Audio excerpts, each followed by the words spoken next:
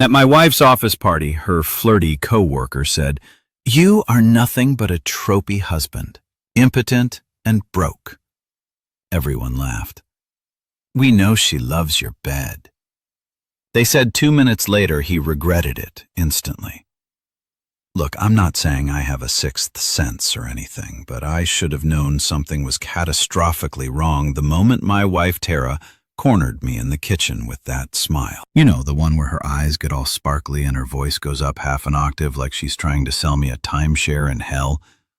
She was holding her phone in one hand and a glass of overpriced Chardonnay in the other, which honestly should have been my first red flag because Tara only drinks the fancy stuff when she's about to drop some news that's going to ruin my weekend. "Babe," she said, and I immediately braced myself because nothing good has ever followed that particular tone. "The company's having their annual rooftop party this Saturday, and I really, really want you to come with me." I looked up from the carburetor I was cleaning at our kitchen table. Yeah, I know, real classy, but when you run an auto shop, the work follows you home like a loyal dog covered in motor oil. "Define really want," I said, because I've been married long enough to know that words have layers like an onion. Except this onion was definitely going to make me cry. "It'll be fun," she chirped, and there it was, the first nail in my coffin. "You'll fit right in." I actually laughed out loud at that one, which was apparently the wrong response based on the way her smile tightened at the corners. "Sweetheart," I said, wiping my hands on a rag that was somehow dirtier than my hands. "Those two things have never, and I mean never, coexisted in the history of mankind. Fun and fitting in are like oil and water, except in this case, I'm the oil, and your coworkers are the water that's definitely going to try to emulsify me." She did that thing where she pretends she didn't hear my very valid point and just steamrolled right over it. "Mason, come on. I've been at Bright Lane Marketing for 3 years now, and you've never come to a single company event. People are starting to think I made you up." "That's because I'm basically a cryptid at this point," I muttered. "The mysterious husband who works with his hands and doesn't understand what a growth hack is." Tara worked for Bright Lane Marketing, which was one of those companies that had a foosball table in the break room and called their employees team members while simultaneously working them 60 hours a week. It was the kind of place where casual Friday meant swapping your Armani for some designer sneakers that cost more than my monthly insurance payment, and where emotional vulnerability was considered a weakness. Unless you were crying about how passionate you were about brand synergy. Everyone there spoke in buzzwords and drank kombucha like it was going to save their souls from the corporate void they'd willingly climbed into. Me? I run Ridge Auto Works, a garage that smells like honest work, WD-40, and occasionally burnt coffee because I keep forgetting to clean the pot. My customers are real people with real problems. Like, my transmission sounds like a dying whale, or I hit a pothole the size of Rhode Island and now my car pulls to the left. They pay me in actual money, cash, checks, cards, sometimes baked goods if Mrs. Henderson's involved, not in LinkedIn endorsements or exposure. I fix things that are broken, make them work again, and nobody pretends it's going to change the world. It's blue collar, it's honest, and it's about as far from Tara's world as you can get without leaving the same zip code. "Please," she said, and she pulled out the big guns, the puppy dog eyes that she knew I couldn't resist. "Just this once. I promise you'll have a good time. There's going to be an open bar, great food, and you might actually meet some interesting people." I raised an eyebrow. "Define interesting." "Mason, Tara." We stared at each other for a solid 10 seconds in the kind of marital standoff that would have made a great Western film. Except instead of tumbleweeds, there was just an uncomfortable silence and the faint smell of degreaser. Finally, I sighed because I'm not a complete monster and I could see that this actually mattered to her, even if I couldn't figure out why. "Fine," I said. "I'll go. But if anyone asks me to explain what I do for a living and then immediately looks disappointed, I'm leaving." She squealed, actually squealed, and threw her arms around my neck, nearly spilling her wine all over the carburetor. "Thank you, thank you, thank you. You're going to love it, I promise." "I highly doubt that," I said into her shoulder, but she was already pulling away, her mind clearly racing with whatever mental checklist she had going. Probably something like, Step 1, get Mason to agree. Step 2, make sure Mason doesn't embarrass me. Step 3, pray to the corporate gods that this doesn't end in disaster. Spoiler alert, it was definitely going to end in disaster, but I didn't know that yet. Saturday rolled around with all the enthusiasm of a Monday morning, and I found myself standing in our bedroom, staring at my closet like it had personally offended me. I owned exactly one suit, a charcoal gray number that I'd bought for my cousin's wedding 6 years ago and had worn maybe 3 times since. I pulled it out and gave it a sniff test, which it technically passed, though there was a faint aroma of motor oil and regret clinging to the fabric like a ghost of poor decisions past. I'd taken it to the dry cleaners exactly once, and apparently they couldn't fully exorcise the smell of my actual life from the wool blend. I put it on anyway because what choice did I have? It still fit, which was either a testament to my consistent physique or the fact that the suit had given up and stretched out in defeat. I paired it with a white shirt that I'd ironed myself badly, based on the wrinkles that appeared the second I put it on, and a tie that Tara had bought me for Christmas that I was pretty sure was supposed to be fun, but just looked like someone had vomited geometric shapes on as silk. Tara emerged from the bathroom looking like $1,000,000, which made sense because she'd probably spent half that on the gold dress she was wearing. It shimmered and caught the light like she was made of actual treasure, and her heels added 3 inches to her height, which meant I'd have to stand up straight all night if I didn't want to look like her shorter, grubbier sidekick. She'd done something complicated with her hair that involved curls and pins and probably some kind of engineering degree, and her makeup was flawless in that way that made her look like she wasn't wearing any makeup at all, which I knew from experience meant she'd spent 45 minutes applying it. "You look beautiful," I said, because she did, and also because I'm not an idiot. She smiled at me and adjusted my tie, her fingers working quickly to fix whatever disaster I'd created. "You look handsome," she said, which was generous considering I look like a mechanic playing dress-up. "Just try to have fun tonight, okay?" For me, I nodded and told myself I could survive one night of fake smiles, corporate jargon, and pretending I knew what the hell anyone was talking about when they said things like circle back and low-hanging fruit. How bad could it possibly be? The rooftop was the kind of place that made you immediately question every single life choice that had led you to this exact moment. Standing under string lights that probably cost more than my monthly mortgage payment, surrounded by people who looked like they'd stepped out of a catalog for corporate success. The musical chandeliers, actual chandeliers, dangled from some kind of temporary structure that I'm 90% sure violated at least 3 building codes, casting sparkly light over a sea of people who were all pretending to like each other with an intensity that could power a small city. The champagne was flowing like someone had struck a fancy French river, and everywhere I looked, there were trays of appetizers that I couldn't identify. Little toasts with stuff on them, tiny spoons with tinier portions, things wrapped in other things. I grabbed what I thought was a shrimp puff and bit into it, only to discover it was some kind of foam situation that tasted like the ocean had burped into my mouth. I contemplated spitting it into a napkin, but Tara was watching. So I swallowed it down like a man and immediately regretted it. Everyone laughed at everything, and I mean everything, with this weird uniform volume that suggested they'd all attended the same seminar on how to pretend your boss is hilarious. Some guy in a blazer with no tie, because apparently that's what passes for edgy in the corporate world, was telling a story about a client presentation that went wrong, and the punchline was literally just, "And then the projector died." But you would have thought he'd announced free money based on the hysterical cackling that erupted around him. I stood there with my hands in my pockets, which I immediately realized was wrong because everyone else was holding drinks and gesturing wildly like they were conducting invisible orchestras. So I grabbed a glass of champagne from a passing waiter who looked about as thrilled to be there as I was. At least we had that in common. Tara, meanwhile, was absolutely glowing. And I don't mean that in the metaphorical she's happy way. I mean, she was literally reflecting light like a disco ball that had earned an MBA and a six-figure salary.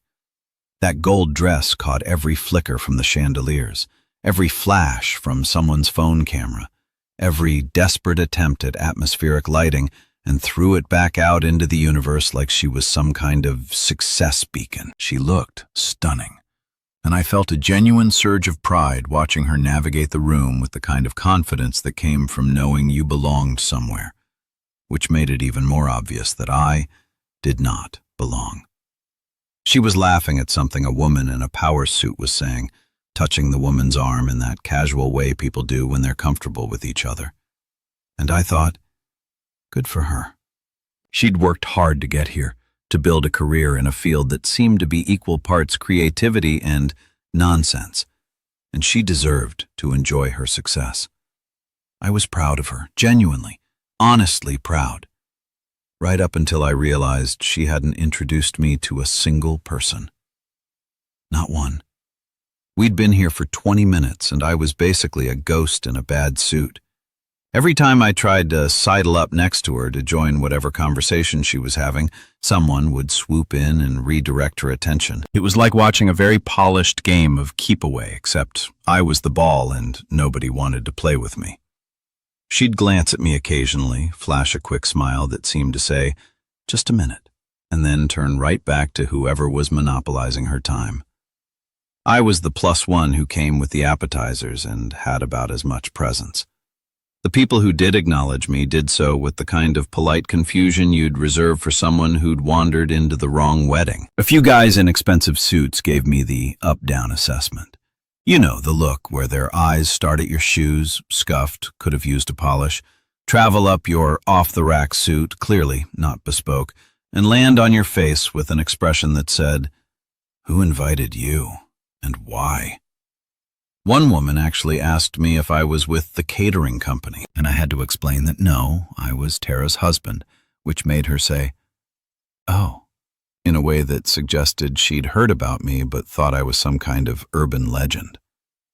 I tried to make conversation with a group of guys near the bar who were discussing something about Q3 projections and optimizing the sales funnel, which sounded like they were either planning a business strategy or describing some kind of weird water park ride. I stood there nodding like I understood, throwing in the occasional "makes sense" and "interesting point." But after about 5 minutes, one of them, a guy named Todd or Brad or some other four-letter disappointment, actually said to me, "Sorry, what department are you in again?" "I'm not," I said. "I'm Mason, Tara's husband." The silence that followed was so profound I could hear someone across the roof laughing at something that definitely wasn't funny. "Oh, Brad," Todd said. Cool. So you're like, what in tech? I'm a mechanic." You would have thought I'd announced I was a professional clown who specialized in funerals based on the way their faces froze. That's different.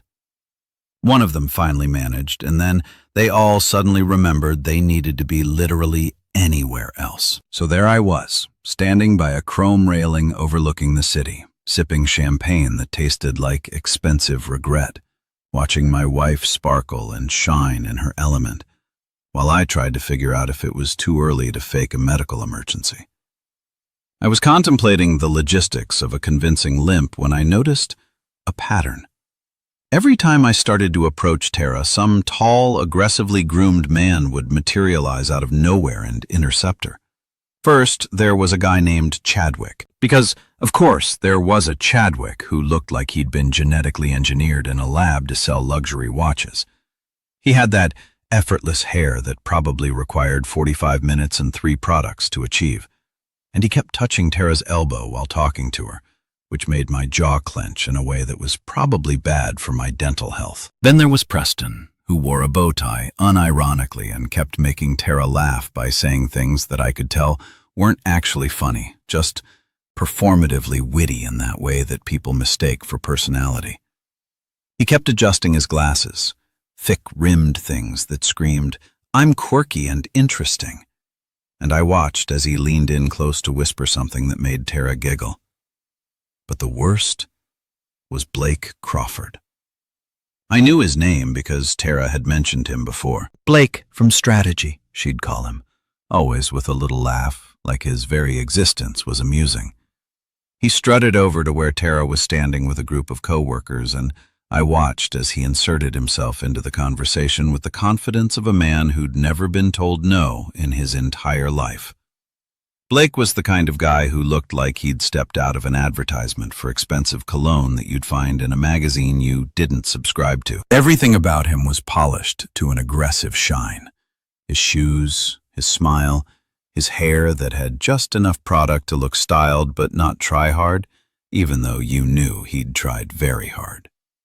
He had a drink in his hand, and that specific brand of smirk that suggested he thought he was the main character in everyone else's story.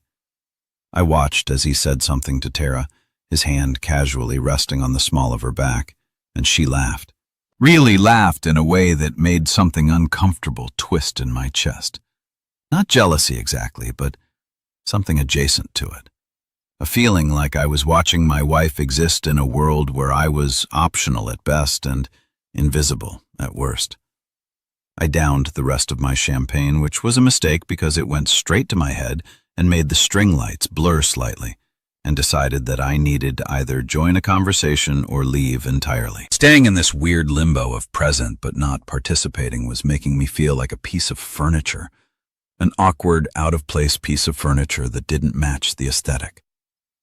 So I took a deep breath, straightened my tie, and started walking toward Tara and her circle of co-workers, determined to at least try to be social. I had no idea I was walking directly into a disaster that would end with my fist, someone's face, and a viral video that would define the next several months of my life. But hey, at least I tried. I made it about 3 steps toward Tarara's group before Blake Crawford spotted me, and I swear to God his eyes lit up like a predator who just noticed the weakest gazelle limp into view. He excused himself from whatever riveting conversation he was having about quarterly metrics or Instagram engagement rates or whatever the hell these people talked about when they weren't busy congratulating themselves for showing up to work. And he made a beeline straight for me with the kind of purpose that made my internal alarm bells start clinging. Up close, Blake was even more aggressively polished than I'd thought. His suit probably cost more than I made in a month, tailored so precisely it looked like it had been painted onto his body by Renaissance artists who specialized in douchebags. His watch caught the light, some fancy Swiss thing with more complications than a soap opera, and his cologne hit me from 6 feet away, a cloud of expensive must that smelled like what I imagine confidence would smell like, if confidence could be bottled and sold at Nordstrom for $200 an ounce. He had this walk, too, not just a regular walk, but a sauna, like every step was choreographed for an audience that existed only in his head. His shoulders rolled with each stride, his chin tilted up just enough to suggest he was perpetually looking down on everyone. And he had this smile. Jesus. This smile that was all teeth and zero warmth, like a shark that had learned to fake human expressions by watching too many TED Talks. "Ah," he said as he reached me, and even that single syllable dripped with condescension. "So this is the famous husband." He looked me up and down, his eyes making the same journey that everyone else has had. Shoes, suit, face, except his assessment felt more like an appraisal, like he was calculating my resale value at a pawn shop and finding me severely lacking. The trophy husband I've heard so much about. A few people nearby, co-workers I hadn't been introduced to, naturally chuckled at that. Not full laughs, but those knowing little snickers that suggested this was some kind of inside joke I wasn't in on. I felt my jaw tighten, my murs grinding together in a way my dentist would definitely not approve of. But I kept my expression neutral. I dealt with difficult customers before, guys who thought they could intimidate me because I worked with my hands and didn't wear a tie to the office. Blake was just another variation on the same theme. "And you must be Blake," I said, extending my hand because my mother raised me to have manners, even when dealing with people who clearly didn't deserve them. "I've heard a lot about you, too." He shook my hand with one of those aggressive grips that guys like him think proves something, squeezing just a little too hard, holding on just a little too long. I didn't flinch, didn't squeeze back like it was some kind of contest, just let him have his little moment of thinking he'd established dominance. When he finally let go, he wiped his hand on his pants like he'd touched something dirty, which was subtle as a freight train and about as classy trophy husband. He repeated, savoring the words like they were some kind of fine wine. "That's what we call him around the office. Tara's little kept man." More chuckles from the peanut gallery. I could see Tara across the way talking to someone else, but her eyes flicked toward us for just a second before darting away. She'd heard. She definitely heard. I smiled, but it was the smile I reserved for customers who insisted they knew more about cars than I did because they'd watched a YouTube video once. "If I'm the trophy," I said, keeping my voice light and friendly, "you must be the participation medal." The laughter shifted. "Not away from me." "Exactly, but it got a little more uncertain, a little more awkward." Blake's smile tightened at the corners, just for a fraction of a second, and I felt a small surge of satisfaction. "Point to the mechanic." But Blake wasn't done, not by a long shot. He recovered quickly, his smile snapping back into place like it was held there by rubber bands and sheer willpower. "Touché," he said, raising his glass and a mock toast.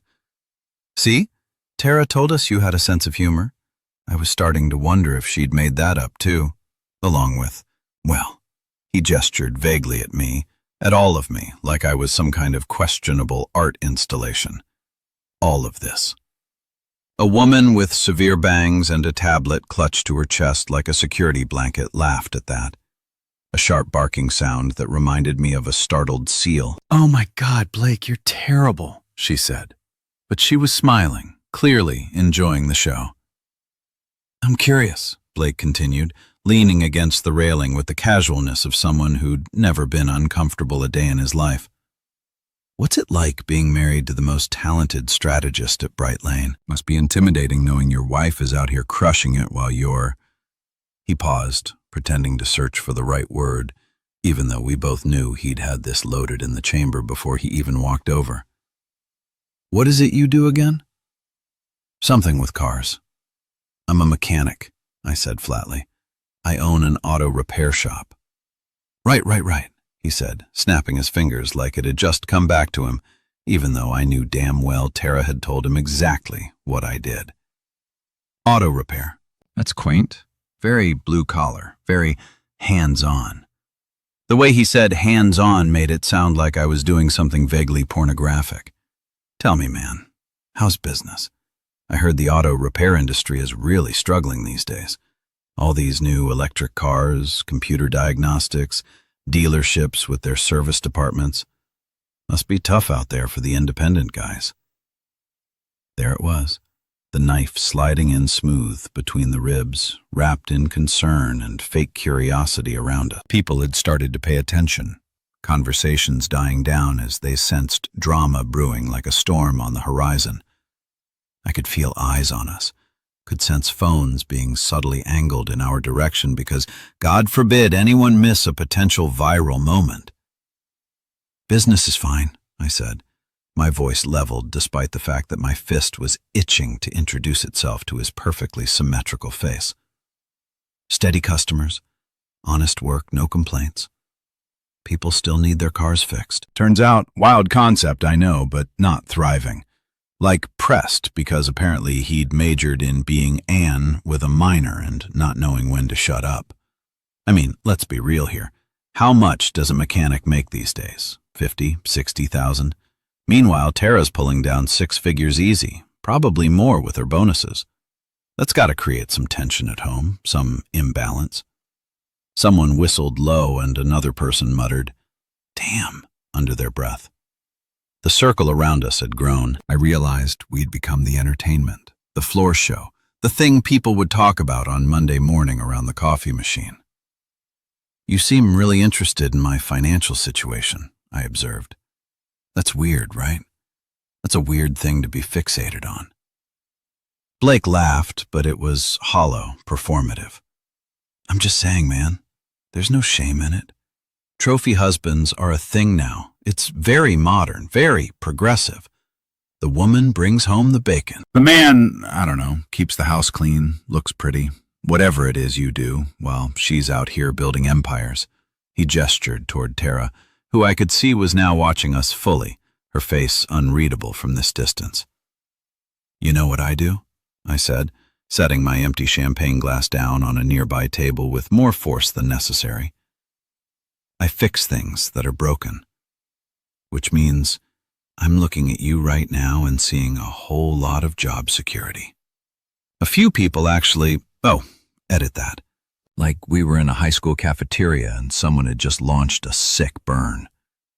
Blake's smile finally cracked, replaced by something harder, something meaner.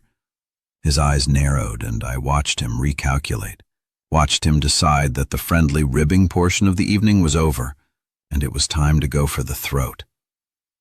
I should have walked away right then, should have excused myself, found Tara, told her I wasn't feeling well and we needed to leave. Should have been the bigger man, turned the other cheek, chosen peace over pride. But I didn't.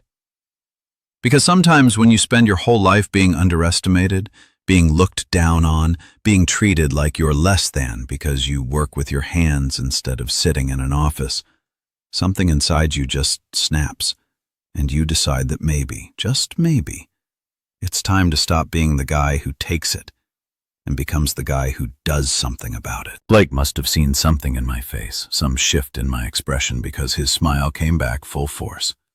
"What's wrong?" he asked, his voice dripping with fake concern. "Hit a nerve." "Not yet," I said, "but give it a minute." Blake took a long, deliberate sip of his champagne, the kind of sip that said he was savoring the moment, basking in whatever weird power trip he thought he was on. The crowd around us had multiplied like rabbits, and I realized with a sinking feeling that we'd become the main event of the evening. Forget the fancy appetizers and the open bar. This was what people would remember. This was the story they'd tell their spouses when they got home, probably with embellishments about how they totally saw it coming. I could feel my heart pounding in my chest. That particular combination of adrenaline and anger that makes your vision sharpen and your hearing go slightly hollow. Every instinct I had was screaming at me to just leave, to walk away, to be the mature adult my mother always hoped I'd become. But there was another voice, quieter but more insistent, that said, if I walked away now, I'd regret it for the rest of my life. I'd lie awake at 3 o'clock in the morning replaying this moment, thinking of all the things I should have said, all the ways I could have stood up for myself. Blake set his glass down on the railing and turned to face me fully, squaring his shoulders in a way that reminded me of a rooster puffing up before a fight. The comparison would have been funny if I wasn't currently the other rooster in this scenario. "You know what I think?" he said, and I didn't respond because clearly he was going to tell me whether I wanted to hear it or not. "I think you're insecure. I think you know you're punching above your weight with Tara, and it kills you that she has to introduce you as her husband instead of showing you off as some kind of success story. A woman in a black dress. I think her name was Jennifer or Jessica or some other J name that screamed peaked in sorority. Put her hand over her mouth in mock shock, but her eyes were gleaming with the kind of excitement people get when they know they're witnessing something they shouldn't. "Blake! Oh my God," she stage whispered, which meant she said it at exactly the volume required for everyone to hear. "Am I wrong?" Blake asked, addressing the crowd now like he was a lawyer making his closing argument to a jury of champagne-drunk marketing executives. "Look at him. Look at that suit. I'm pretty sure I saw it on a mannequin at Men's Warehouse in 2019. Those shoes have seen better days, probably better years. And that tie?" He pointed at my geometric nightmare of a tie like it had personally offended him. "That tie is a cry for help." People laughed, Actually laughed, not uncomfortable chuckles or nervous titters, but real, genuine laughter. The kind that comes from the belly and makes people double over slightly. I stood there, my hands clenched at my sides, feeling like I was back in middle school getting roasted by the popular kids while everyone else watched and did nothing. I scanned the crowd for Tara, found her standing about 15 feet away with a group of her co-workers. Our eyes met, and for a second, just 1 second, I thought she might say something. Might step in and shut this down, might defend her husband against this walking cologne advertisement who apparently had nothing better to do than tear apart a guy he'd met 5 minutes ago. But she didn't. She just stood there, her expression somewhere between uncomfortable and entertained, like she was watching a reality TV show she knew she shouldn't enjoy but couldn't quite turn off. Blake was on a roll now, feeding off the crowd's energy like some kind of corporate vampire. "Here's what I don't get," he continued, moving closer to me, close enough that I could count the pores on his aggressively exfoliated face. "What does a woman like Tara? Smart, successful, gorgeous.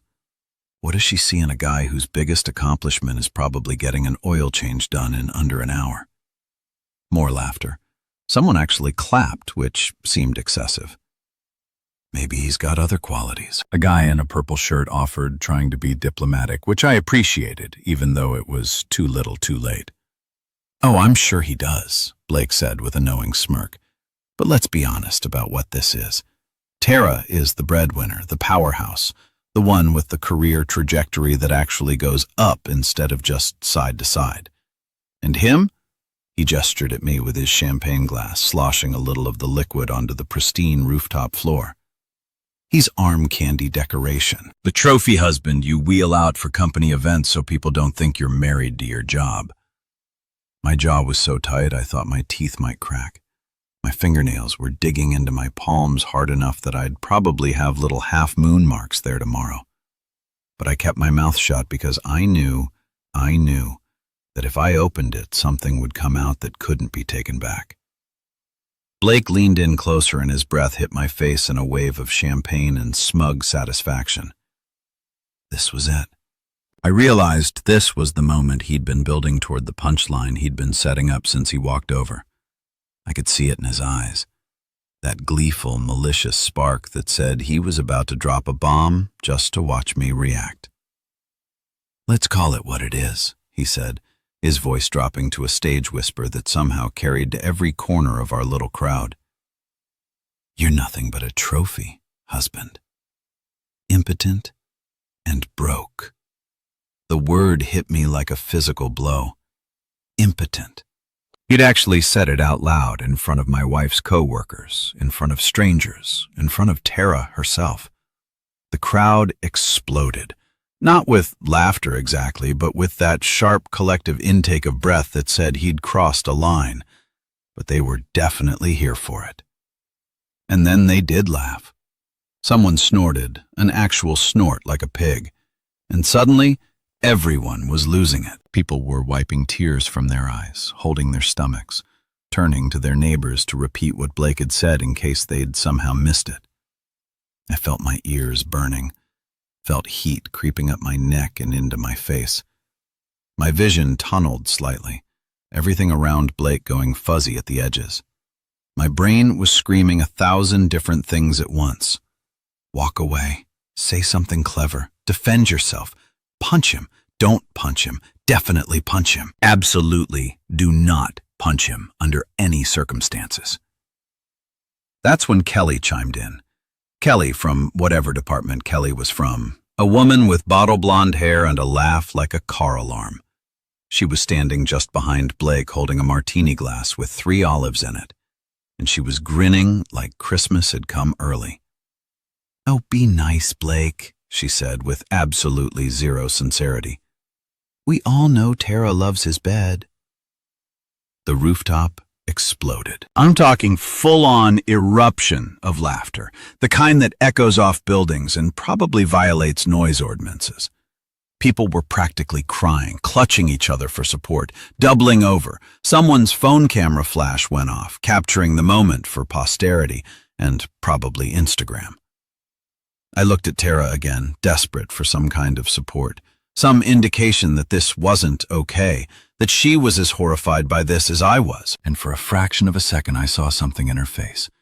Maybe embarrassment, maybe sympathy, maybe recognition that this had gone too far. And then she smiled.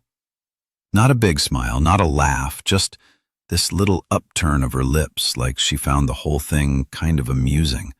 Like her coworkers publicly questioning my manhood and making jokes about our sex life was just harmless fun. Just office banter. Just the price of admission to her world. And then she looked away. That was it. That was the moment something inside me broke, snapped clean in half like a dried twig. Not just my pride or my ego, but something deeper, something fundamental about what I thought my marriage was, what I thought we were to each other.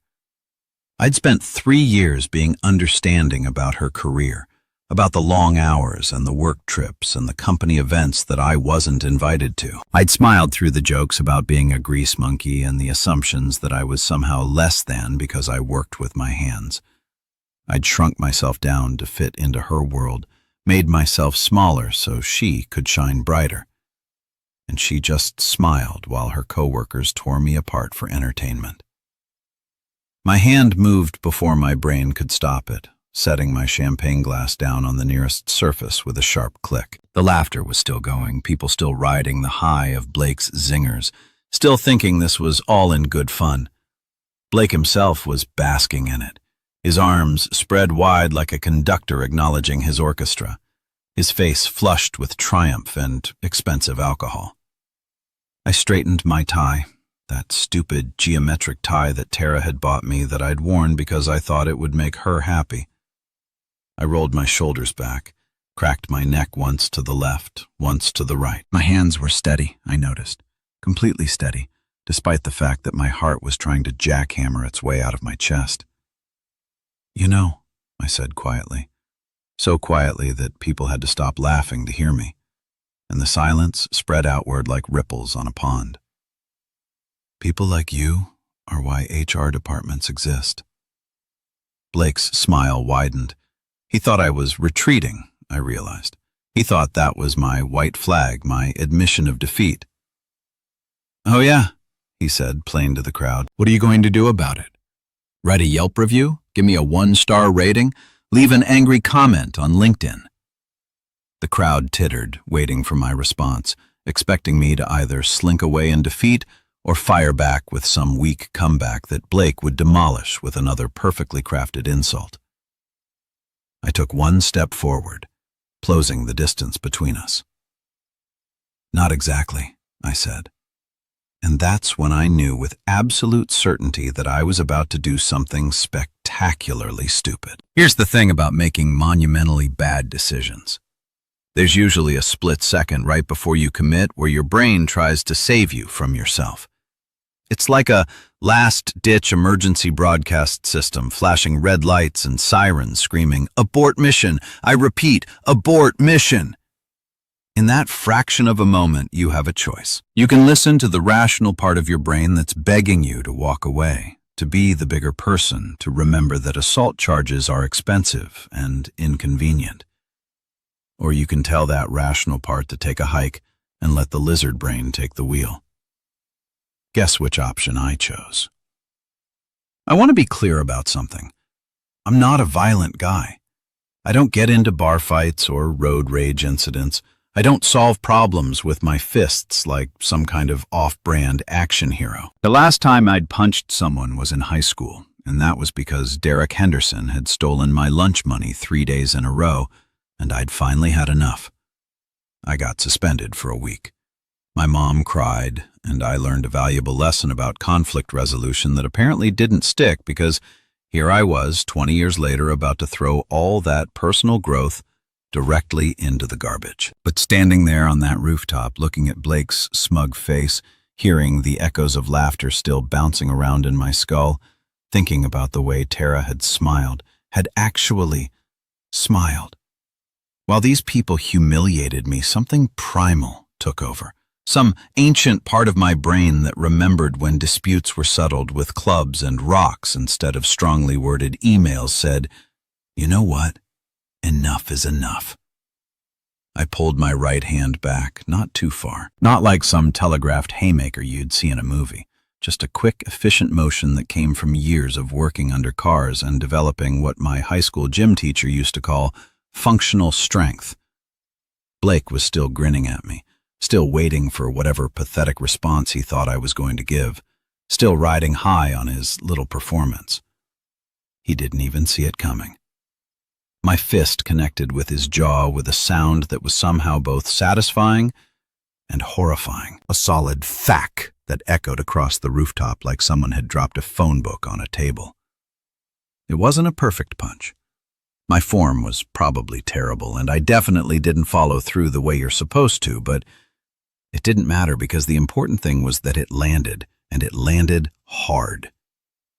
Time did that weird thing where it simultaneously speeds up and slows down. I watched Blake's head snap to the side, his perfectly styled hair finally getting messed up, his expression shifting from smug superiority to shocked confusion in the space of a heartbeat. His champagne glass, that expensive crystal thing he'd been clutching like a security blanket, flew out of his hand in a perfect arc, spinning and over and through the air like some kind of tragic Olympic event. Champagne sprayed everywhere, catching the light from the chandeliers and creating this momentary rainbow effect that would have been beautiful if it wasn't accompanied by the sound of Blake's designer shoes losing traction on the rooftop floor. He stumbled backward, arms windmilling like he was trying to fly or maybe conduct an invisible orchestra, and crashed directly into one of those high-top cocktail tables that rich people love to stand around at parties because, apparently, sitting is too pedestrian. The table didn't stand a chance. It went over with a crash that somehow sounded expensive. And Blake went down with it, taking the entire shrimp cocktail tower with him in what can only be described as the most dramatic exit I've ever witnessed outside of a soap opera. Shrimp flew everywhere. Ice scattered across the rooftop like the world's worst confetti. Cocktail sauce splattered on someone's white dress. And I heard a woman shriek like she'd just witnessed a murder instead of a well-deserved punch to the face of a guy who absolutely had it coming. For exactly 3 seconds, nobody moved. The entire rooftop was frozen in this perfect tableau of shock and disbelief, like someone had hit pause on the universe. People stood with their drinks halfway to their mouths, their eyes wide, their brains clearly trying to process what they'd just seen. Even the bartender stopped mid-pour, whiskey dribbling unnoticed onto the counter. Blake lay sprawled on the ground like a kin doll someone had thrown in a fit of rage, one leg bent at an awkward angle, his suit jacket riding up to expose his monogrammed belt buckle because, of course, he had a monogrammed belt buckle. His hand was pressed to his jaw, his eyes watering, and his mouth was opening and closing like a fish that had just realized it was out of water and things were not going to end well. Then the silence shattered. Oh my God. Someone screamed, and suddenly everyone was moving at once, rushing forward or stumbling backward or just standing there filming on their phones because apparently nobody's first instinct anymore is to actually help. It's to capture content for social media. I could see at least 7 phones pointed in my direction. Could imagine the headlines already. Mechanic loses it at marketing party, or trophy husband fights back, or whatever clickbait garbage would inevitably end up trending on Twitter. Tara appeared in my peripheral vision, her gold dress catching the light as she pushed through the crowd. And the look on her face was something I'd never seen before. A mixture of horror, disbelief, and maybe, just maybe, a tiny bit of excitement. Like some part of her had always wondered what would happen if her 2 worlds collided. And now, she had her answer. "Mason!" she shrieked, and her voice had gone up about 3 octaves into a register I didn't know she could hit. "Mason, what the hell is wrong with you?" I looked at her, really looked at her, and something about the question struck me as fundamentally hilarious. What was wrong with me? What was wrong with me? I just spent the last hour being insulted, belittled, and publicly humiliated while she stood by and did nothing. And she wanted to know what was wrong with me? I fixed something broken, I said calmly, flexing my hand because holy hell, punching someone hurts a lot more than the movies make it seem, and I was pretty sure I jammed at least 2 knuckles. Isn't that what I do for a living? Blake groaned from his position on the floor, trying to sit up and failing because he was covered in shrimp and ice and what I'm pretty sure was someone spilled Cosmopolitan. He assaulted me, he managed to say, his voice coming out weird and slurred because I'm pretty sure I'd knocked something loose in his jaw. Did you see that? Everyone saw that. He assaulted me. No, I said, shaking my head. I didn't assault you. I adjusted your attitude. Big difference. One's a crime, the other's a public service. A guy in the crowd, I think his name was Marcus, he looked like a Marcus, actually laughed at that before catching himself and turning it into a cough. A few other people were smirking too, trying to hide it behind their hands or their drinks because apparently some part of them recognized that Blake had absolutely deserved what he got, even if they'd never admitted out loud.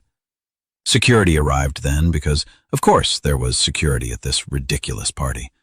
2 guys in black polo shirts with earpieces who looked like they'd rather be literally anywhere else. They pushed through the crowd with the kind of urgency that suggested someone had told them there was a situation, which I guess there was, considering I was standing over their coworker's body like some kind of blue-collar vigilante.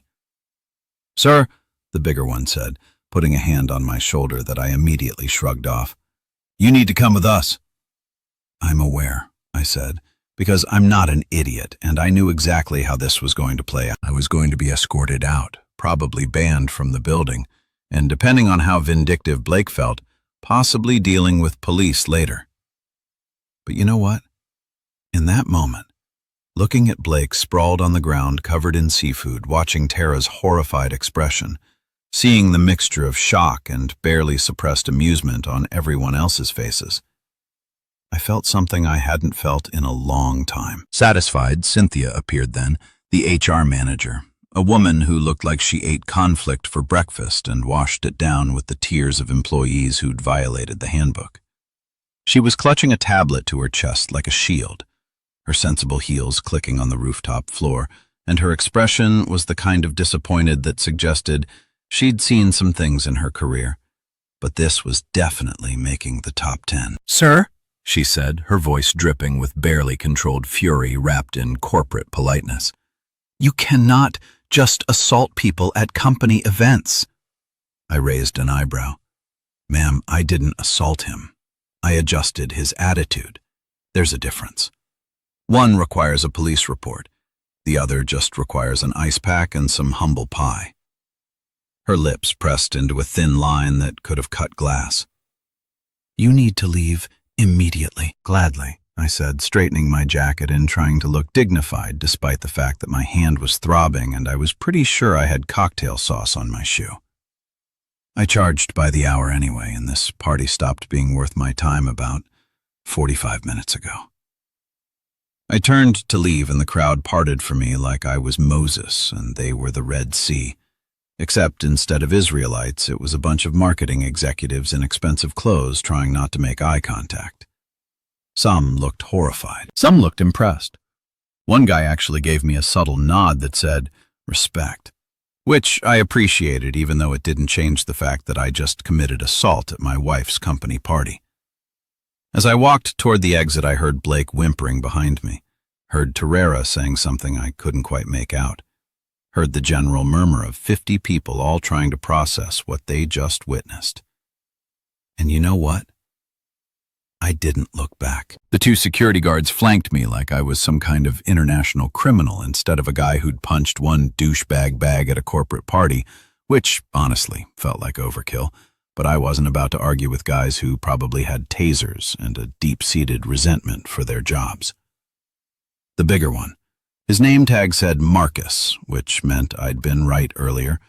I do know a Marcus when I see one. Kept his hand hovering near my elbow like he was ready to grab me if I made any sudden movements toward the shrimp tower or whatever was left of it. "This way, sir," Marcus said, his voice professionally neutral in that way that security guards and flight attendants master, where they could be escorting you to a complimentary upgrade or a holding cell, and you wouldn't know which until you got there. "I know where the exit is," I said, but I followed anyway because I'm not completely stupid, just stupid enough to punch someone at my wife's work party, which is a very specific level of stupid that I was still processing. Behind me, I could hear the crowd starting to buzz again, that low hum of 50 conversations all starting at once, everyone immediately pulling out their phones to text their friends or post about what they just witnessed or whatever it is people do when they see something they'll be talking about for the next 6 months. Blake was being helped to his feet by 3 people who all looked deeply uncomfortable with the task, like they were worried he might be contagious or sue them for workers' comp if they pulled him up wrong. He was holding his jaw with one hand and pointing at me with the other, his face red and his eyes watering. And I'm not going to lie, seeing him look that pathetic after spending the last 30 minutes acting like God's gift to the marketing world gave me a warm, fuzzy feeling that was probably unhealthy. But I was going to enjoy it anyway. "I'm pressing charges!" he shouted, his voice coming out garbled because his jaw was already swelling. "That's assault battery! I'll sue you for everything you have." I stopped walking, which made Marcus tense up beside me, but I just turned back and called over my shoulder. "Good luck with that, buddy. I own a garage and a 10-year-old truck. You can have half of both if you really want him." Someone in the crowd snorted, actually snorted, and tried to cover it with a cough, but I heard it, and it made me smile. Small victories. We made it to the elevator, which required a key card that Marcus had to swipe because apparently you needed security clearance to leave this place, which seemed counterintuitive, but what did I know about corporate buildings? The doors opened with a polite ding that felt wildly out of place considering I was being escorted out like a drunk college kid at a casino, and we all piled in. Me, Marcus, and the other security guard whose name tag said Dimitri and who hadn't said a single word the entire time. The elevator doors closed, sealing us in with the kind of awkward silence that makes you want to crawl out of your own skin. Soft jazz played from the speakers overhead, some instrumental version of a song I vaguely recognized from a commercial about retirement planning or maybe constipation medication, and I watched the floor numbers tick down with the kind of intense focus that suggested I was very interested in how elevators worked and definitely not thinking about the fact that I just torpedoed my wife's reputation at her job. "For what it's worth," Marcus said after we'd passed the 12th floor, "that guy's a dick." I looked at him surprised. Dimitri made a noise that might have been agreement or might have been a sneeze. It was hard to tell. "Been working security here for 3 years, Marcus continued, his eyes still fixed on the elevator doors like he was watching a particularly riveting movie. "Blake Crawford's on the list." "The list?" I asked. "The list of people who, if something happened to them, we wouldn't be that upset about it." He glanced at me. "You're probably getting banned from the building, maybe arrested, depending on whether he follows through with pressing charges, but between you and me, worth it." That jaw shot was clean. "Thanks," I said, because what else do you say when security compliments your assault technique? "I work with my hands." "Yeah, I could tell." He rubbed his own jaw sympathetically. "Gonna feel that tomorrow, though. Punching someone hurts like hell if you're not used to it." He wasn't wrong. My hand was already throbbing, a deep ache settling into my knuckles that promised I'd be icing it later and probably having trouble gripping a wrench for the next few days. I flexed my fingers experimentally and winced. Definitely jammed something, maybe broke something. I'd know for sure once the adrenaline wore off and the real pain kicked in. The elevator reached the lobby and the doors opened to reveal Cynthia standing there with her arms crossed and her tablet clutched against her chest like armor. She looked like she'd run down 15 flights of stairs, which maybe she had. Or maybe she'd just taken a different elevator and beaten us down through sheer force of HR determination. Her sensible heels had left little scuff marks on the marble floor behind her, and her hair, which had been in a perfect bun earlier, had a few strands escaping around her face, giving her a slightly unhinged look that made me instinctively take a step back. "Mr. Ridgway," she said, and the way she said my name made it sound like a curse word. "I need you to understand the severity of what just occurred. I punched a guy who insulted me. I said, 'I understand that's bad. I'm leaving. We're all on the same page here.'" Her eye twitched. Actually twitched, like a character in a cartoon is about to lose it. "You assaulted an employee at a company function. There will be consequences. Legal consequences. Professional consequences for your wife." That last part hit different. Professional consequences for Tara. I hadn't thought about that. Not really.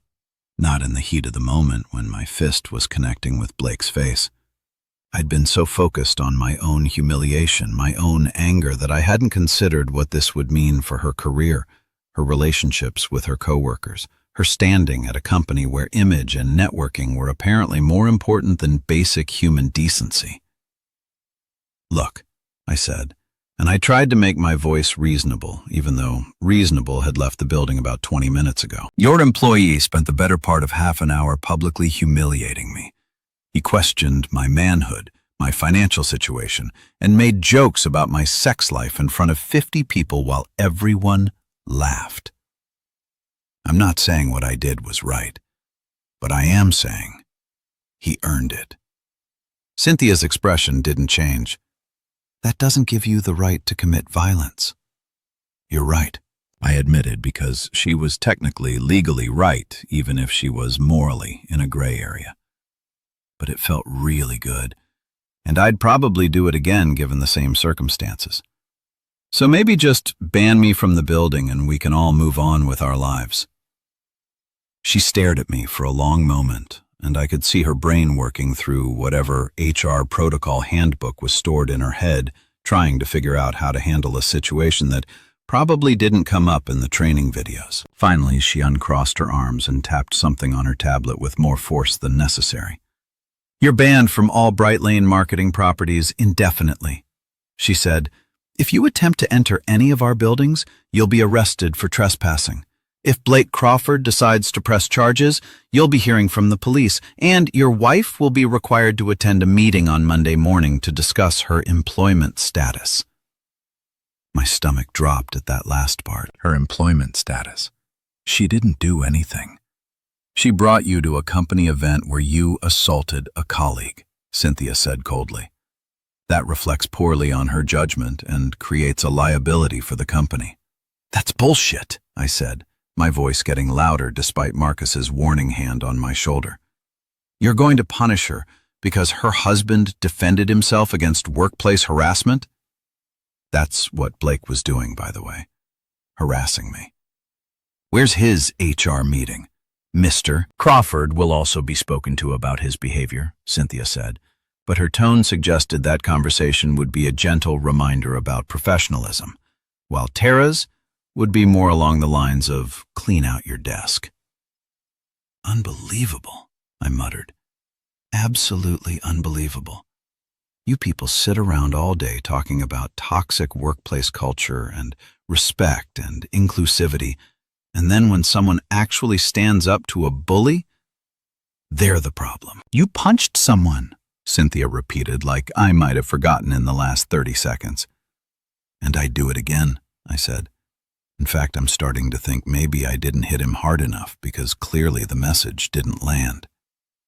Marcus coughed into his fist, and it sounded suspiciously like a laugh. Dimitri's shoulders were shaking slightly, his face carefully neutral. Cynthia's lips pressed together so tightly they almost disappeared. "Please escort Mr. Ridgway from the building," she said to the security guards, then turned on her heel and walked away, her shoes clicking on the marble with the rhythm of someone who was deeply, profoundly done with this conversation and possibly reconsidering her career choices. Marcus and Dimitri walked me the rest of the way to the front doors, which were all glass and chrome, and reflected my image back at me in unflattering detail. I looked rumpled, my tie crooked, my hair messed up from running my hands through it, my suit jacket wrinkled. I looked like exactly what I was, A guy who didn't belong in this world and had just proven it in the most spectacular way possible. "Take care of that hand," Marcus said as he pushed open the door. "Take care of yourselves," I replied, and then I was outside standing on the sidewalk in downtown at 9:30 on a Saturday night, banned from my wife's workplace, possibly facing assault charges, and absolutely certain that I just made the biggest mistake of my married life. The cool night air hit my face, and I took a deep breath, letting it fill my lungs and clear my head slightly. My phone buzzed in my pocket, probably Tara, probably furious, probably ready to tell me exactly how badly I'd screwed up. I pulled it out and looked at the screen. 17 missed calls, 23 text messages, and a notification that I'd been tagged in a video on social media. Well, I stood on that sidewalk for a solid 5 minutes, staring at my phone like it was a bomb that hadn't decided whether to explode yet, watching the notification count climb in real time. 23 texts became 31. 17 missed calls became 22. The video I'd been tagged in had 47 views when I first looked, and by the time I worked up the courage to actually click on it, that number had jumped to 216. The video started shaky. Whoever filmed it had clearly been startled by the actual punch, but it stabilized quickly enough to capture the full glory of Blake Crawford getting introduced to my fist in high definition.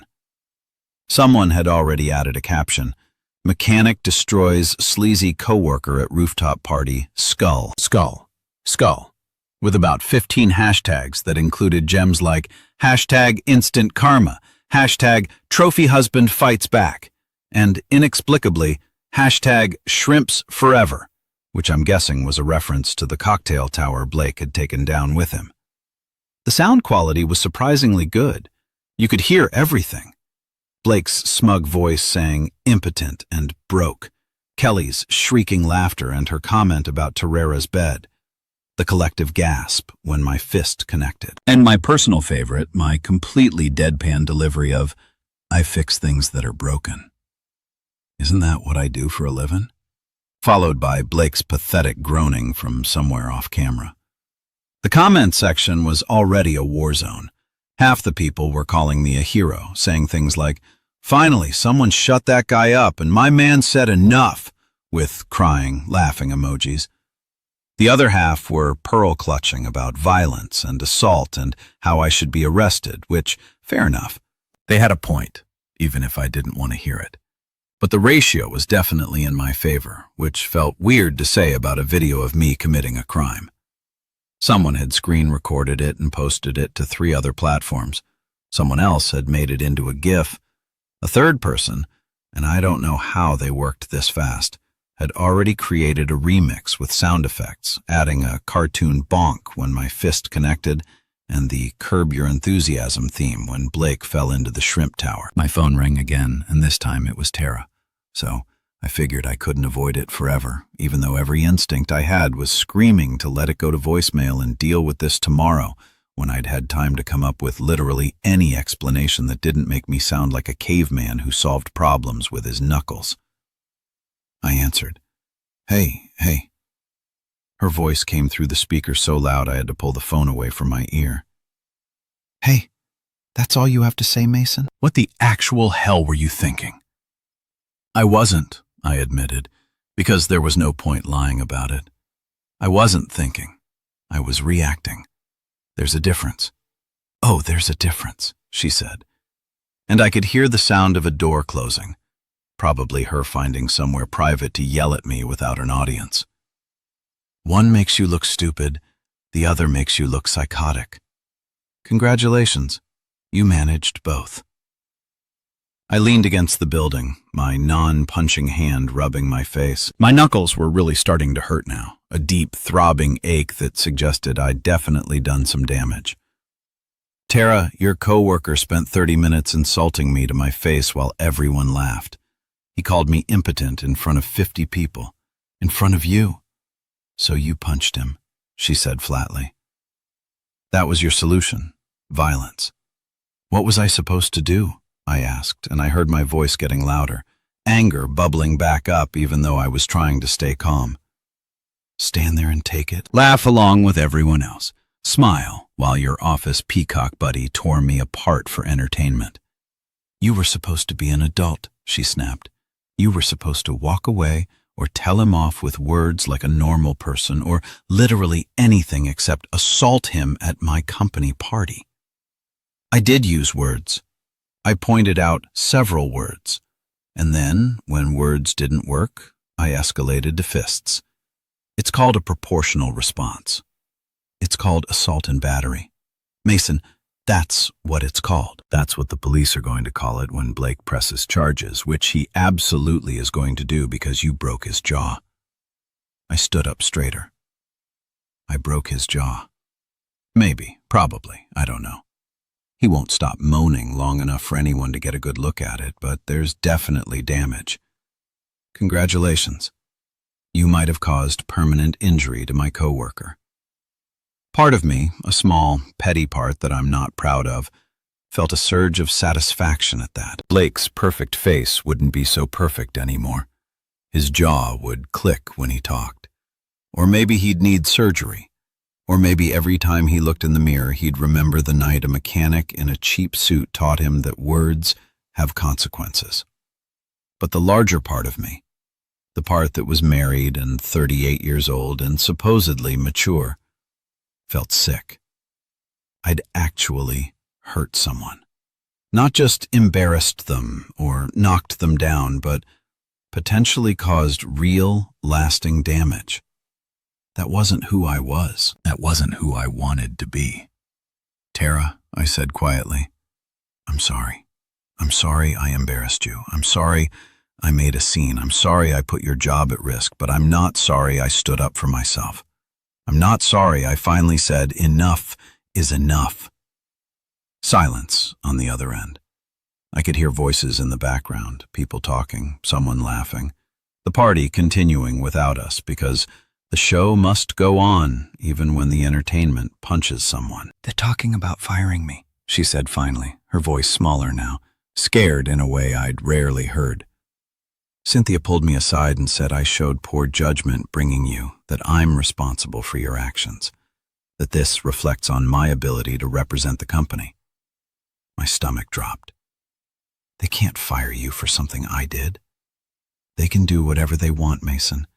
It's an at-will employment state. They can fire me because they don't like my shoes if they frame it right. She took a shaky breath and I realized she was crying.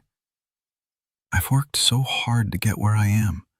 3 years of 80-hour weeks of sucking up to clients I can't stand, of pretending to laugh at Blake's stupid jokes and playing the game and doing everything right.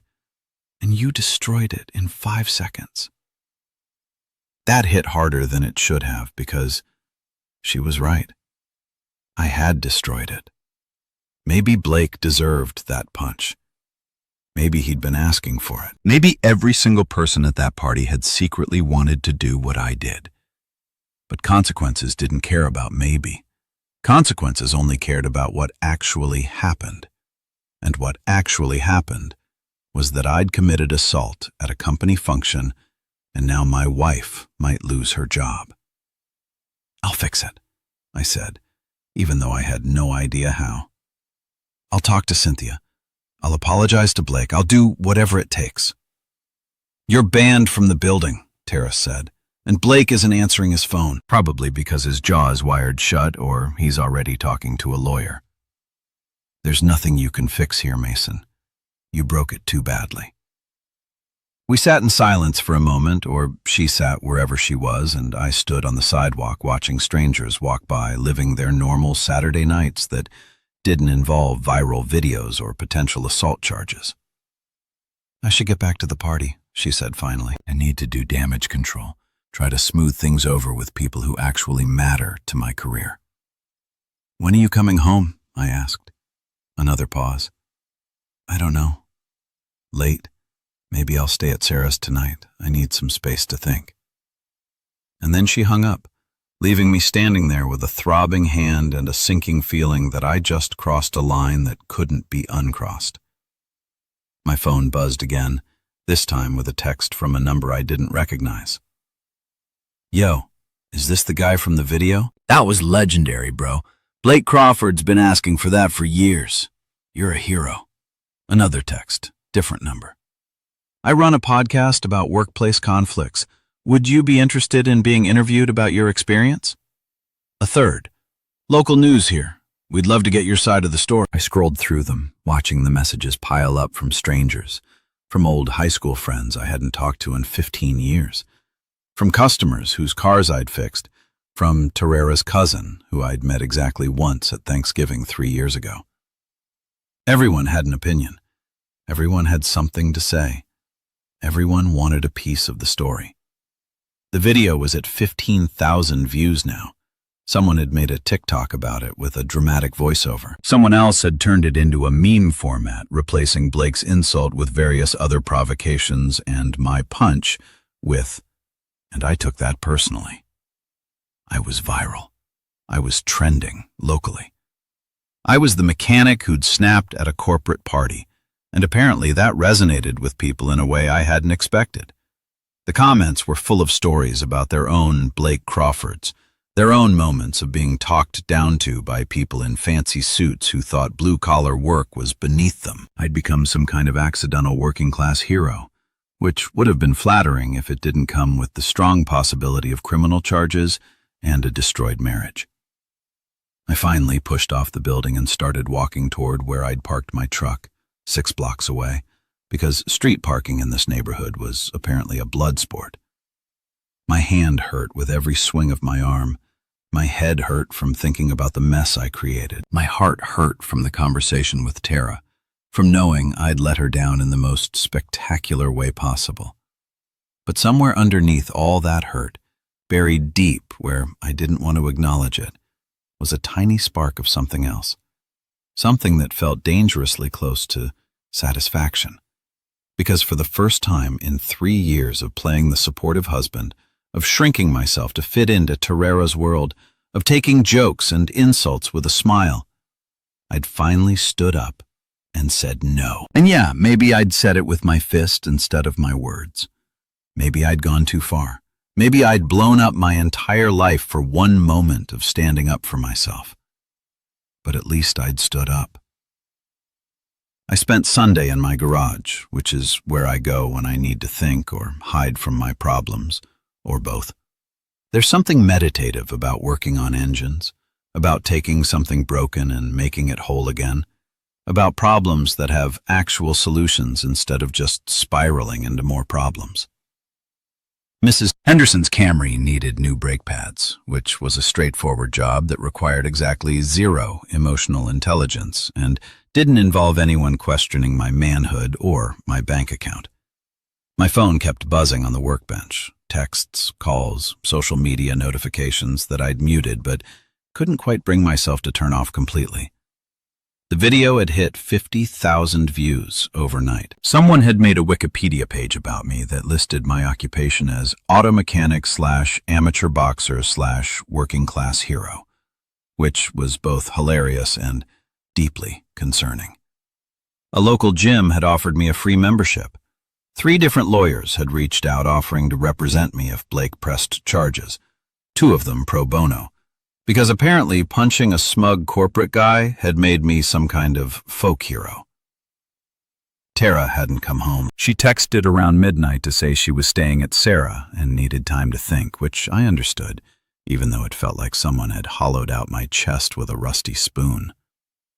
I'd slept alone in our bed, or more accurately, I'd laid awake in our bed, staring at the ceiling and replaying the whole disaster in my head, trying to figure out the exact moment where I could have made a different choice and avoided this entire mess. Spoiler alert, there were about 17 different moments and I'd ignored all of them.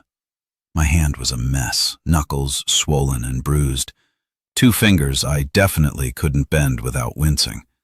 A general ache that radiated up my forearm and reminded me with every movement that I was an idiot who'd chosen violence. I'd iced it, wrapped it, taken enough ibuprofen to worry my liver, but it still looked like I'd lost a fight with a meat tenderizer. Every time I gripped a wrench wrong, pain shot through my hand, and I thought about Blake's face. about the satisfying sound of impact, about whether that moment of vindication had been worth potentially destroying my marriage. The jury was still out on that one. Monday morning rolled around with all the enthusiasm of a root canal, and I was 3 knuckles deep in an oil change when my phone rang with a number I didn't recognize. Normally, I'd let it go to voicemail. If you're calling about my car's extended warranty, I don't want to hear it. But something made me wipe my hands on my coveralls and answer. Ridge Auto Works, this is Mason. Mr. Ridgway, a male voice said, smooth and professional with just a hint of amusement. This is Robert Denham. I'm the VP of Operations at Bright Lane Marketing. I nearly dropped the phone. Tara's boss, the big boss, the guy who decided things like who got promoted and who got fired and whether a mechanic who'd punched an employee at a company party should be forgiven or prosecuted to the fullest extent of the law. Mr. Denham. I managed, my brain scrambling to shift from covered in motor oil mode to talking to the man who controls my wife's career mode. Look about Saturday night. I've seen the video, he interrupted, which didn't make me feel better. Several times, actually. It's made quite the rounds in the office. I believe it's been shared in at least 6 different Slack channels. My stomach sank. Sir, I want to apologize. My behavior was completely unacceptable, and I take full responsibility for Mr. Ridgway, he said. And there was definitely amusement in his voice now, clear as day. I'm not calling to chastise you. Well, not entirely. I'm calling to inform you that we've launched an internal investigation into the incident. An investigation? My mouth went dry. This was it. This was where they told me they were pressing charges, that Tara was fired, that I'd single-handedly destroyed everything she'd worked for. Into Blake Crawford's behavior, Denham clarified. See, when a video of one of my employees publicly humiliating a guest at a company function goes viral, that tends to raise some red flags. We've been reviewing the footage, interviewing attendees, and it turns out this wasn't an isolated incident. Blake has a history of inappropriate comments, boundary violations, and what HR is diplomatically calling workplace culture issues. I blinked, trying to process what I was hearing. So you're investigating him? Not me. Oh, you're still banned from company property, Denham said cheerfully. And we absolutely cannot condone violence under any circumstances. If I saw you in person, I'd have to give you a very stern talking to about conflict resolution and appropriate responses to workplace harassment. He paused. That being said, strictly off the record and between you and me, that punch had excellent form, clean follow-through, proper weight distribution, textbook execution. Did you box? I laughed, despite myself. A sharp bark of surprise. No, sir. I just work with my hands. Guess it translates. Indeed, I could hear him smiling through the phone. Anyway, I wanted to let you know that as of this morning, Blake Crawford is no longer employed by Bright Lane Marketing. We're calling it a mutual separation, but between us, he was given the choice to resign or be terminated for creating a hostile environment. He chose resignation, probably because it looks better on LinkedIn. My brain stuttered. You fired Blake? We accepted his resignation, Denham corrected.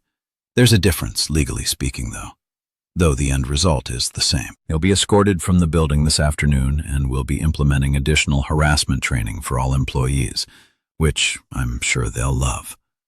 His tone suggested he knew exactly how much they'd hate it and didn't particularly care. What about Tara? I asked, because that was the only thing that really mattered. Is her job safe? Your wife is an exceptional employee, Denham said, his voice shifting to something more serious. One of our top performers, actually. Her campaigns have brought in significant revenue, and losing her would be a blow to the department. That said, she's been advised to maintain better judgment regarding guests at company functions, and she'll be attending a workshop on professional boundaries. So, basically a slap on the wrist. Basically, He sounded amused again, though I suspect the real punishment will be dealing with HR's PowerPoint presentations for the next 3 hours. Cynthia is very thorough. I let out a breath I didn't know I'd been holding. Tara still had her job. Blake was gone. The universe had somehow, against all odds, landed on something resembling justice instead of the disaster I'd been bracing for. Mr. Ridgway, Denham continued, I want to be clear about something. What you did was wrong. Legally, ethically, practically wrong on every level. If Blake decides to press charges, which he may still do, you'll be dealing with legal consequences that I can't and won't interfere with. I understand, I said. However, and his voice dropped lower, more confidential, I've been in corporate leadership for 23 years. I've seen a lot of Blake Crawfords. Guys who think a fancy title and an expensive suit give them permission to treat people like garbage. They create toxic environments, drive away good employees, and generally make everyone's life miserable while hiding behind corporate speak and plausible deniability. Usually they get away with it because nobody's willing to push back. He paused, and I waited. You pushed back, he said simply. Poorly, I might add, with your fist instead of the appropriate channels. But you pushed back, and sometimes that's what it takes to expose a problem that's been festering. So, while I can't officially approve of your methods, I can appreciate the outcome. Thank you, I said. Because what else do you say when your wife's boss basically admits you did the wrong thing for the right reasons? Take care of that hand, Denham said.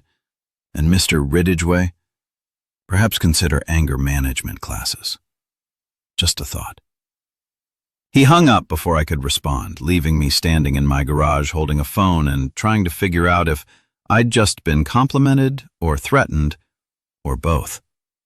The rest of the day passed in a blur of oil changes and tire rotations and customers who definitely seen the video but were too polite to mention it directly.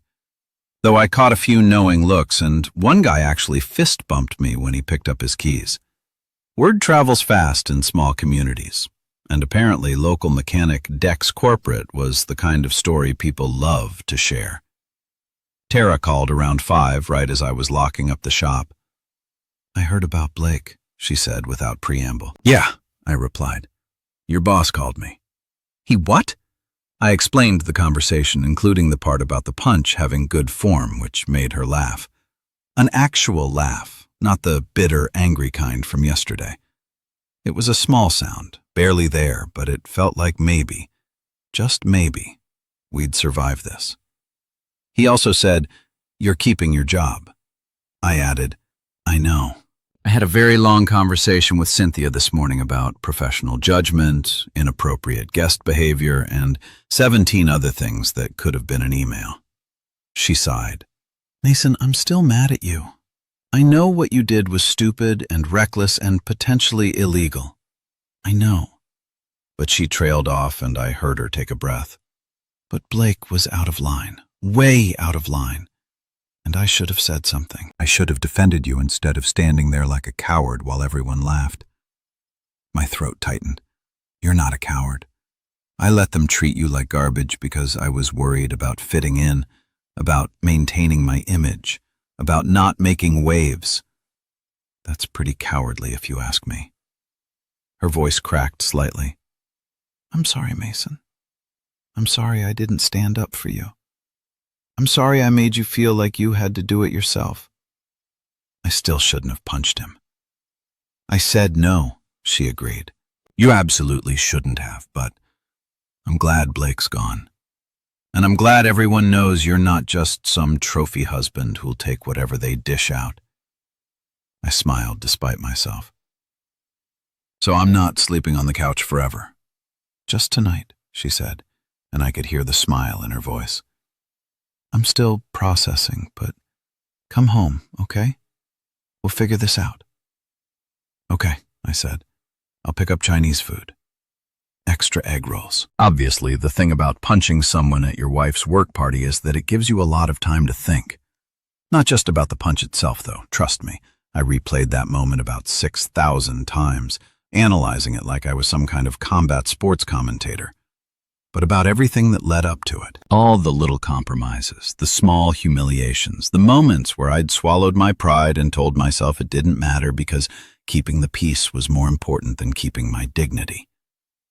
I came home with Chinese food, extra egg rolls as promised, and found Tara sitting at the kitchen table with a glass of wine that was definitely not her first, based on the bottle sitting next to her that was 2/3 empty. She looked tired.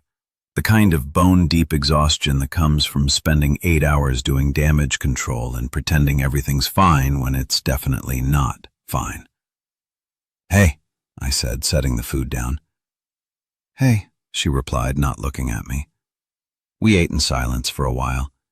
The only sound, the scrape of chopsticks against containers and the occasional car passing outside. It was the kind of uncomfortable quiet that settles over couples who know they need to have a serious conversation, but neither wants to be the one to start it. I made it through half my low man before I couldn't take it anymore. "I've been thinking," I said, setting down my chopsticks, "about why I did what I did, and I don't think it was really about Blake." Tara looked up, her eyes redimmed and tired. "What do you mean?" Yeah, Blake's an and, he deserved to get checked, but the reason I snapped wasn't just about that one night. It was about 3 years of feeling like I had to shrink myself to fit into your world. I ran my hand through my hair, trying to find the right words. "Every time you introduced me to your coworkers and I could see them doing the math, mechanic plus marketing executive equals what's she doing with him? Every company dinner where I had to smile while someone made a joke about blue-collar work. Every time you laughed at something that wasn't funny because the person saying it mattered to your career." "Mason, let me finish," I said, not unkindly. "I love you. I'm proud of what you've built, genuinely proud. But somewhere along the way, I became your accessory instead of your partner, the +1 who came with the appetizers. And I let it happen because I didn't want to make waves, didn't want to be the insecure husband who couldn't handle his wife's success." Tara's eyes filled with tears. "I never meant to make you feel that way." "I know you didn't. That's not how these things work.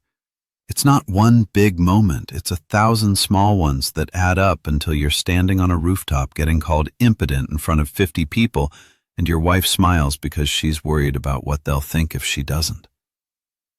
I leaned forward, my elbows on the table. That smile killed me, Tara. Not Blake's insults, not the laughter, your smile. Because in that moment I realized you'd chosen them over me. She was fully crying now, tears streaming down her face, and part of me wanted to comfort her, to tell her it was okay, to fall back into the pattern of making everything better even when it wasn't.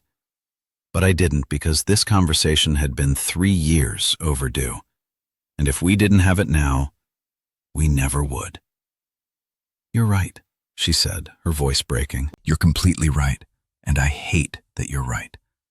I got so caught up in climbing the ladder, in proving I belonged, that I forgot the person I was supposed to be building this life with. I let them treat you like you were less than because some sick part of me thought if I acknowledged it, they'd see me as less than too." "So, where does that leave us?" I asked quietly. Tara wiped her eyes, smudging her mascara in a way that somehow made her look more real, more human than the polished version she presented to the world. "It leaves us here having the conversation we should have had a long time ago. Me promising to do better, to actually defend you instead of worrying about my image. You promising to use your words before your fists." I laughed, despite the heaviness of the moment. "Deal. Though, for the record, my words didn't work. Your words were pretty good." She admitted the participation medal thing was solid. "Thanks. I workshopped it in my head for like 3 seconds. We sat there for a moment. The tension broken but not gone, just shifted into something we could maybe work with. Relationships aren't fixed in one conversation. I knew that from fixing cars, where sometimes you solve one problem only to discover 3 more underneath. But at least we were finally looking under the hood, instead of pretending the warning lights didn't mean anything. I love you, Terera said, even when you're an idiot who punches people. I love you too, I replied. Even when you work for companies run by worked, she corrected with a small smile. Past tense. I put in my 2 weeks' notice today. I stared at her. You what? We'll talk about it tomorrow, she said, standing up and taking my hand, the non-punching one. Right now, I just want to go to bed with my husband and pretend the last 72 hours didn't happen. I can do that, I said, and for the first time in 3 years, I felt like maybe we were finally on the same team. 3 months later, life had settled back into something resembling normal, except better. Tara found a new job at a smaller firm where people actually treated each other like human beings instead of expendable resources. My hand healed, though it still ached when it rained.